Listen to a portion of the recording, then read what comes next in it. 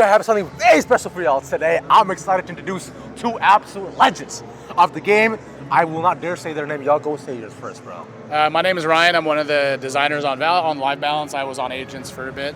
Yeah. And hi, I'm Tiffy. I work with Ryan. I work both on the Live Balance team and the Agents team as their product manager. Dude, hell yeah, bro. So look, I got mine. I'm good. Yeah, exactly. So look, what we're gonna do is today, we're gonna take you all through the incredible mural that's there all the way at the back here at VALORANT Masters Toronto for 5 years of Valor, and go through a bit of a story as to how we came to be, as both of them have been here through some incredible journey. Let's talk about it. Yeah. So for us, for Ignition, like we were, we've been building the game for like a while at this point. So for it to actually launch and see players, we had friends and family, we had beta and things like that. So we had like a general sense of like the things we needed to do in the game, but I feel like once we really opened it up, it was such a big moment for us that there's a lot of really cool stuff. Like like we want to see if like our bets were right, if we had like a lot of the right reads and a lot of our things. We were wrong on a lot of stuff, right? True. So like when we talk about like the other stuff, I think like Jet was like probably pretty strong to compete. I think a lot of our duelists kind of like have powered down since. But there's like a lot of things that we kind of like adjusted since like learning, and as we get people to play better, players are getting better and better.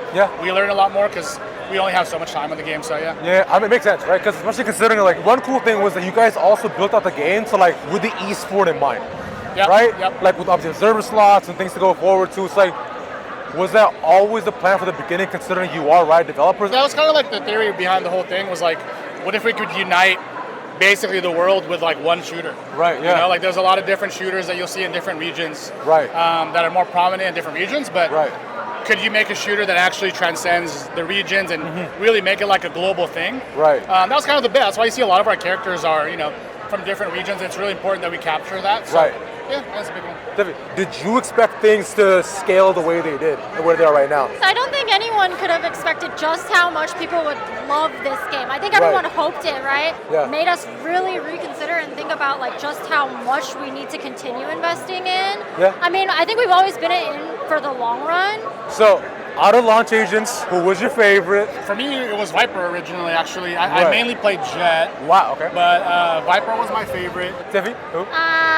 Dang. Okay, I mean, if we're including Killjoy, I would probably put her as my number one of the original. But if we're talking like strictly like launch roster, probably either Phoenix or Sage. I was a Phoenix enjoyer, so hell yeah. Phoenix really hits something when you first like, just his attitude when he first kind of walks you through the game. He's just so funny, and I think like that's probably the thing that really opened me up into tac shooters. I never thought I was going to actually be a tac shooter player. If I may get a bit controversial here, one thing, a statement that has haunted you guys since the launch, the statement being that Project A is meant to be built around gunfire and shooting. Abilities are only meant as a secondary. I find that's thrown at you guys, because like on launch we can look at Raze had 2 nades, Breach had 3 flashes, Jet existed. There was a lot there, right? But do you ever think about making that statement and think like, maybe we should have worded it differently, no? I think it's still true. I think like gunfire will be kind of like, we want everything to make, to be like in favor of gunplay. Sure. Let's move on to year 3 about this. Year 3 is, I think, where Valorant hits incredible stride. Year 3 is where I found Valorant hit like such a global stage. Now, when you guys prepared for these stages, right, how long was it between like going from like revelations to like evolution? Was it like an everyday process that got you guys to these like stages, right? I feel like Tiffy could probably talk about the whole like overarching like goal of it. For like the agent side, when we were designing the agents, I think it was about kind of like finding like we had a lot of agents already cooked up. So we were trying to see like which ones fit for this year. We knew that Gecko was going to be something that was going to be like our LA native. So we wanted to like make it feel pretty fresh. There's a lot of the gameplay like coming from a lot of the Yorus and like a lot of like the more high level play. We want things to be a little bit more accessible, like at least for Gecko. But yeah, I think like LA was like kind of like the main thing, right? Yeah, the road to LA was something that I think like the team got really excited about, to your point of like, hey, how do we start this journey all the way from Revelation, right? With Gecko, and then pull it all the way through the sunset and kind of like get there. I think the other thing that is like, that the team was like really realizing, like as we're going through year 1, year 2, to your point, like we're realizing like we have something really special. It's not like a certain region. We're showing like the esports champs are changing each region every year. The push to launch in China, the push to get Premier out. Those were all like major moments. We think as long as you are someone who like wants to have like a deep character and like wants to see kind of like representation as well as like have that competitive edge and like invest into attack shooter, like you are the person we want to chase after, and so we will do what it takes to kind of like meet you where you're at, right? Whether that's through an agent, whether that's through Premiere, all these like big features. Now, VALORANT became a truly global game here. We're trying to come in, like you're saying, right? Premiere, so now there's a chance to actively move up. 5 friends in a dream became a reality. Like you can look at stories like that and like, and so the fact that it came to a game like this was truly something phenomenal. Things like one last thing I want to add that you said is like, I think that's why the Champs like entire like music video is about like the journey of those 5 friends. We realized like that's the special thing we created. It's like you and your friends can have that exact same moment, and that's like the thing that's so special. It's like I love playing with Cousart. That's like how we got to be so close is we just played, what the hell? right? So I joined your lobby. and then left, bro. But yeah, I agree. It's just so beautiful that like the fact that an esport can unite so many people, and now like even if you're like a piss random, you can just find 4 people and be like, yo guys, let's run it up. Let's get to Premiere 1. Stack it together. Yeah. Stack it, make challengers. Yep. And everyone at all skill levels can play is like the best part. As you see year 4 as well too. Year 4 is where I find like a lot of questions arose with the game, right? Where people started questioning, okay, cool, you know, like where does this game now follow through, right? You introduce new guns from here. The agents became more like malleable and volatile, right? What is next for VALORANT? How will this game shape up? Because we're 4 years in, the meta keeps shifting. So talk me through getting into this year and all the questions that arose with it. I think this year, because obviously a lot of our stuff takes like time to build. So we kind of have like the next year in mind. Console was like a big focus. We think being able to be on console was such an important move for us. That was like a lot of the focus on for that team. I think like Clove and Vice were pretty awesome. Like that was a really cool collaboration. A lot of the work we were doing before was kind of already leading into 5. Years 1, 2, and 3 were pretty explosive. I think the other thing that's worth noting is like, hey, I think by now we're feeling a little bit more confident like what we can do. For example, like our skins, you'll notice we're trying like a little bit different than like our normal things. Like we have a Glory, we have like the Miss Plume skin lines. They're very different than we got pink skins, bro. Right? Yes. One big thing for me as well too was like, look, I'm a big lore head coming from League of Legends, right? So the lore of this game, finally as it started to shape out, because I was begging like for more stories. So it's like, you know, between like Jet having an origin, right? We see what Gecko came, how he came to be.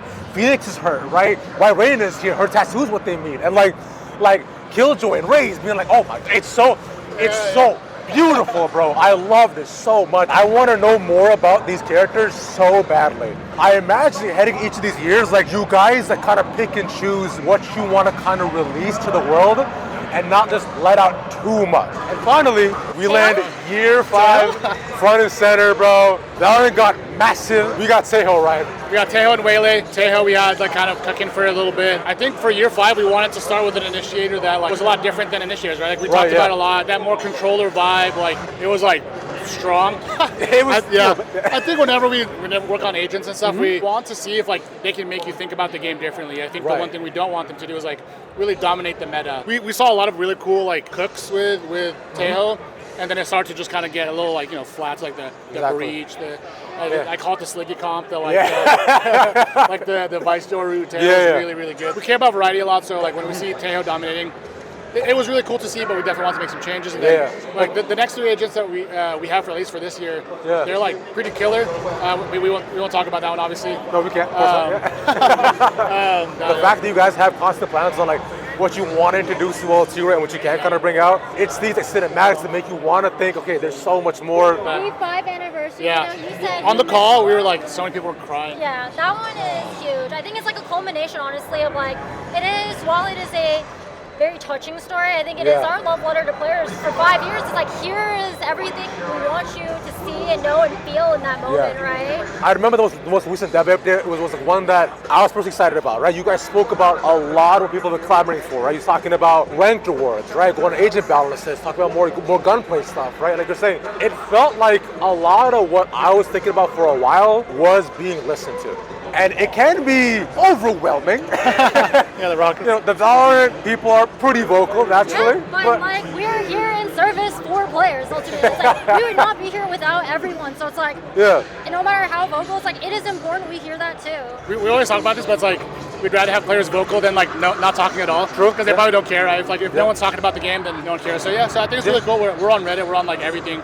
This year, the big thing, we have mobile coming out soon enough as well too, right? So it's like now dominating every single platform to come, right? And so the fact that we've been on console the year before, PC previously, and like now that with mobile, like Valorant, I imagine will only continue to scale further and further and further. Is there like a keyword that you could say that you're like, this thing that I'm really excited for that might come out? Harbor, I'm like pretty fucking stoked on Harbor. We got to a place to where I love Harbor as a controller. Same. That's my cousin right there. That's how I go. I think we finally like locked down what you should be doing. And like it's looking great. It's like I think it's gonna be really awesome. I'm excited. So that's the thing that I think I'm the most excited about. Tiff, what do you think? I mean, 100% Harbor. I agree with him. I think it's like keep your eyes peeled for the rest of this year. I think it's like we still have a lot of work to do, but I think it's like I don't know. It's like overall, I'm just extremely hopeful for the future of the game. I think it's like that investment on both sides is there. I think players are invested. We're invested in solving all the problems, like you said. So a lot of the opportunities we have are between like after game changers and after champs and all this stuff. So we know there's opportunities between tournaments to like make changes to the game. So but I'm excited to stand here and say, because look, Valorant gave me a career and an incredible time, and the fact to get to be here in my home city, something that I appreciate very much, and I appreciate y'all very much, man. I appreciate y'all so heavy. Thank you so much for your time. I've been Ravish from Gravish. Big thank to Ryan and Tiff. Y'all go ahead to the socials, say thank you to them, and be nice. All right? They're listening, so be nice. Be constructive. Appreciate y'all. Much love.